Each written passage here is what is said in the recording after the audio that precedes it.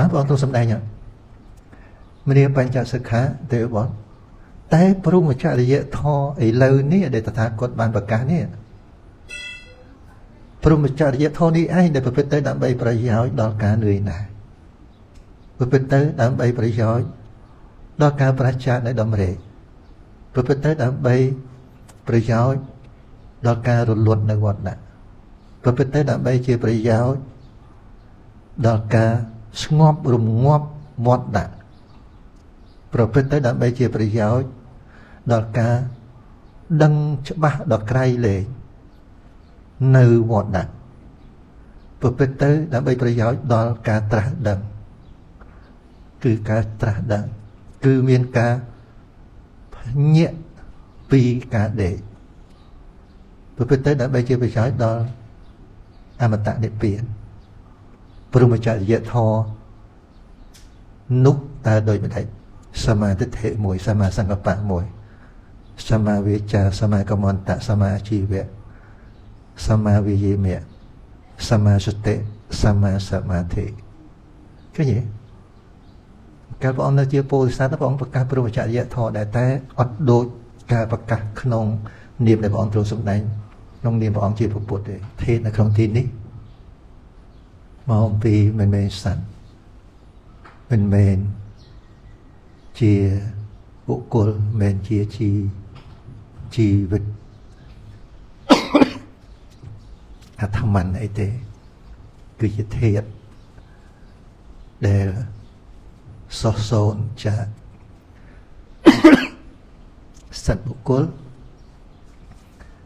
ហើយនឹងសោះសូននៅវត្ថុដែលជារបស់ខ្លួនថាជាសត្វទៅជាបុគ្គលហ្នឹងពីហ្នឹងដូចគ្នាណាហើយបើធម្មតានៅក្នុងយើងប្រើពាក្យវិមោកតេអញ្ចឹងសំដៅយកមេផល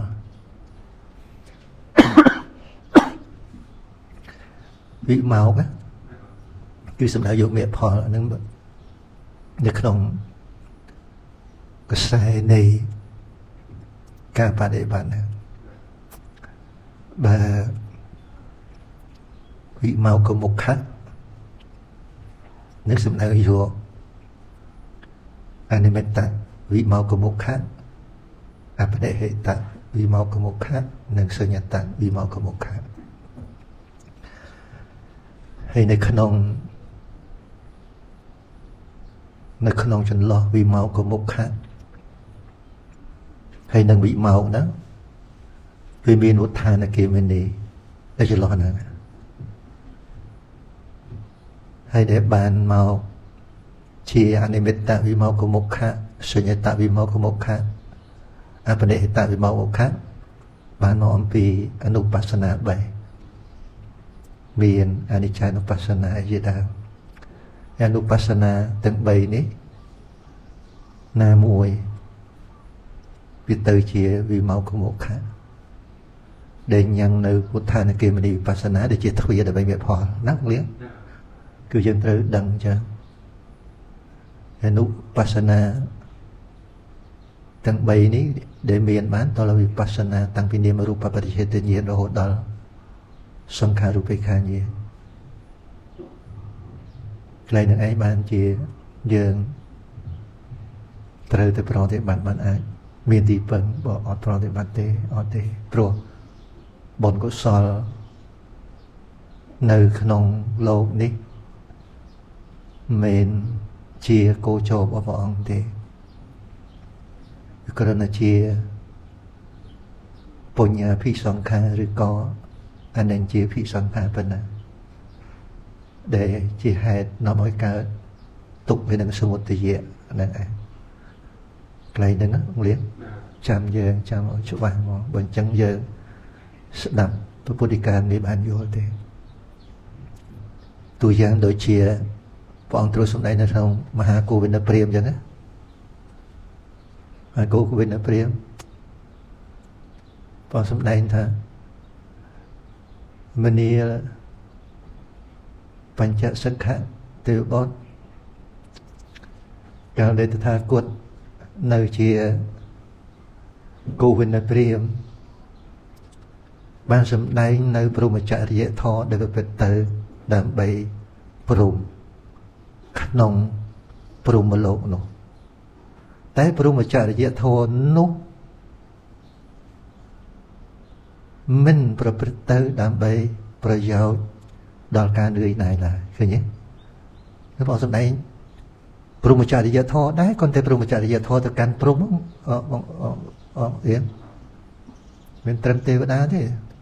បងសំដែងព្រមចរិយធម៌កាលព្រះអង្គនៅជារំពោធិសត្វគុមារគោវិនព្រាមតែព្រមចរិយធម៌នោះមិនមែនប្រព្រឹត្តទៅដើម្បីប្រយោជន៍ដល់វិបស្សនាគឺការនឿយណាយនៅក្នុងវត្តដាក់ទេមិនមែនប្រព្រឹត្តទៅដើម្បីមគ្គគឺការប្រឆាចនៅរាគៈក្នុងវត្តដាក់ទេឃើញទេមិនប្រព្រឹត្តទៅដើម្បីប្រយោជន៍ដល់និព្វានគឺការរលត់នៅវត្តដាក់ទេឃើញទេនោះព្រះអង្គប្រកាសហើយយើងរងថ្ងៃយើងស្ដាប់ទៅយើងឌូទៅរទៅភពទេវតានេះទេវតានោះអត្តភាពនេះអត្តភាពនោះអានឹងដូចគ្នាព្រះអង្គបានបដិសេធរួចហើយតាឃើញទេបានព្រះអង្គទ្រង់សម្ដែងមនាបញ្ចសិក្ខាទេវបុត្រតែព្រមចរិយធម៌ឥឡូវនេះដែលតថាគតបានប្រកាសនេះព្រមចរិយធម៌នេះឯងដែលប្រព្រឹត្តទៅដើម្បីប្រយោជន៍ដល់ការនឿយណាយប្រព្រឹត្តទៅដើម្បីប្រយោជន៍ដល់ការប្រឆាចនៅដំរេកប្រព្រឹត្តទៅដើម្បីប្រយោជន៍ដល់ការរលត់នៅវត្តដាក់ប្រព្រឹត្តទៅដើម្បីជាប្រយោជន៍ដល់ការស្ងប់រងាប់វត្តដាក់ប្រព្រឹត្តទៅដើម្បីជាប្រយោជន៍ដល់ការដឹងច្បាស់ដល់ក្រៃលែងនៅវត្តដាក់ប្រព្រឹត្តទៅដើម្បីប្រយោជន៍ដល់ការត្រាស់ដឹងគឺការត្រាស់ដឹងគឺមានការញាក់ពីការដេកប្រព្រឹត្តទៅដើម្បីជាប្រយោជន៍ដល់អមតៈនិព្វានព្រមចរិយធម៌នោះតើដោយមិនដេចសមាទិដ្ឋិមួយសមាសង្កប្បៈមួយសមាវាចាសមាកមន្តៈសមាអាជីវៈសមាវិយមៈសមាសតិសមាសមាធិឃើញទេកាលព្រះអង្គនៅជាពោធិសត្វព្រះអង្គប្រកាសព្រមចរិយធម៌ដែរតែអត់ដូចការប្រកាសក្នុងនាមដែលព្រះអង្គទ្រង់សម្ដែងក្នុងនាមព្រះអង្គជាពុទ្ធទេយល់ទេមានហ្នឹងនឹងលៀមយល់ដែរអញ្ចឹងបានជាឥឡូវហ្នឹងយើងត្រូវខំប្រឹងប្រែងនឹងស្ដាប់ឲ្យបានយល់ឲ្យបានល្អតែបាននេះមានអនិមិត្តវិមោកហ្នឹងគឺជាធាតុហ្នឹងឯងណាមានអ្វីដែលក្រៅពីធាតុហ្នឹងមានន័យថាគឺសភាវៈសោះសោចាទូខ្លួនសត្វបុគ្គលតែមួយជាវិមោកជាឈ្មោះនៃអរិយមគ្គឬក៏នៅពេលធាតុហ្នឹងគេឈ្មោះនៃពេលវិមោកសុទ្ធពាក្យវិមោកហ្នឹងបានដល់មគ្គផលដល់តែអនិមិត្តវិមោកគេច្រើនណាស់វិមោកកមុខខែជាឈ្មោះនៃឈ្មោះរបស់វិបស្សនាទូវិបស្សនាឈ្មោះអរិយមគ្គទេហ្នឹងនៅក្នុងមគ្គវិថីហ្នឹងឃើញទេក្នុងមគ្គវិថីតែចន្លោះវិមោកកមុខខៈនិងវិមោកហ្នឹងវាមានវុទ្ធានគេមនីវិបស្សនាវុទ្ធានគេមនីវិបស្សនាហ្នឹងគឺសំដៅយកដែលបងសម្ដែងថាអនុឡោមហ្នឹងឃើញទេហើយអនុឡោមនៅក្នុងមគ្គវិថីវាមានបរកម្មជីវ័នមែនទេឧបចារជីវ័នហើយហ្នឹងអនុឡោមដកកោតភូចេញវុទ្ធានគេមនីវិបស្សនាហ្នឹងឯងដែលញ៉ាំងឲ្យកោតភូកើតឡើងសម្រេចលះបង់នៅកោតដែលជាបឋមជនទៅកាន់អរិយកោតហ្នឹងចាខ្សែហ្នឹងអនុមត្តធាតុអនុមត្តធាតុវាសិតតែជាធាតុទាំងអស់ជាធម្មធាតុជាឈ្មោះនៃអរិយមគ្គឬក៏ជាឈ្មោះនៃព្រះនិព្វានអញ្ចឹងជាឈ្មោះនៃវិបស្សនាជាឈ្មោះវិបស្សនាវិមោកដែលមគ្គផលហ្នឹងនៅលោកកតរៃណាមិនជាវិបស្សនាផុតពីហ្នឹងសិតតែវិបស្សនាទាំងអស់ក្រៅណាកន្លែងហ្នឹងអញ្ចឹងល្អកន្លែងហ្នឹងរូបមុនតេតិនជាមួយនឹង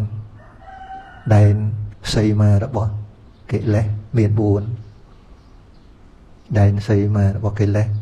ដែលវាបានភូមិដែលយើងហៅថាភូមិលទ្ធៈហ្នឹងវាបានភូមិសម្រាប់ឲ្យសត្វលោក ទៅនៅក្នុងភូមិទៅកើតនៅក្នុងភូមិណា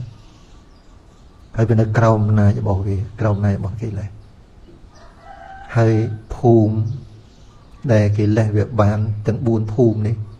បើអត់មានមគ្គទាំង4ទេអត់អាចអ្នកណាទៅធ្វើឲ្យលបើទៅធ្វើឲ្យរលត់បានទេត្រឹមមកយើងបន់ទានសិលអីហ្នឹងទៅរួចទេតទៅនិយាយពីការប្រណិប័តនៅក្នុងបដិបទារបស់ព្រះអង្គព្រមចរិយាធម៌ចឹងមកពុទ្ធសាសនាមានរូបមន្តត្រឹមត្រូវហ្នឹងហើយយើងស្ដាប់អ្នកសម្ដែងមិនសូវតែបានសម្ដែងអំពីការបដិបត្តិចឹងពាក្យហ្នឹងអត់សូវឮទេយើងឮតែរឿងបន់នេះបន់នោះអានិសង្ឃនេះអានិសង្ឃនោះហើយពាក្យព្យញ្ជនៈដែលព្រះអង្គសម្ដែងប្រើប្រាស់ក្នុងការបដិបត្តិអ្នកសម្ដែងមិនសូវយកមកប្រើទេក៏អត់ព្រោះអត់បាននិយាយរឿងការប្រតិបត្តិអញ្ចឹងយើងអត់សូវឮតែឮខ្វាក់មកនឹងក៏ឈឺអត់ដឹងថាជាស្អីជាស្អីទេតលតែយើងចង់ដឹងចង់ស្ដាប់ពាក្យដឹងជ្រុំយូរទៅសំទៅជាស្រួលហ្មងស្រួលស្ដាប់ក៏គេនិយាយមកហាក់ដូចជានៅក្នុងផែនទីខួរក្បាលយើងដឹងកន្លែងនេះកន្លែងនេះកន្លែងអញ្ចឹងទៅជ្រះថ្លានឹងពុទ្ធសាសនាយ៉ាងក្រៃលែងក្នុងអត្តភាពដែលយើងជាមនុស្សហ្នឹងនឹងប្រកេតដល់ព្រះអង្គគ្រូទៀត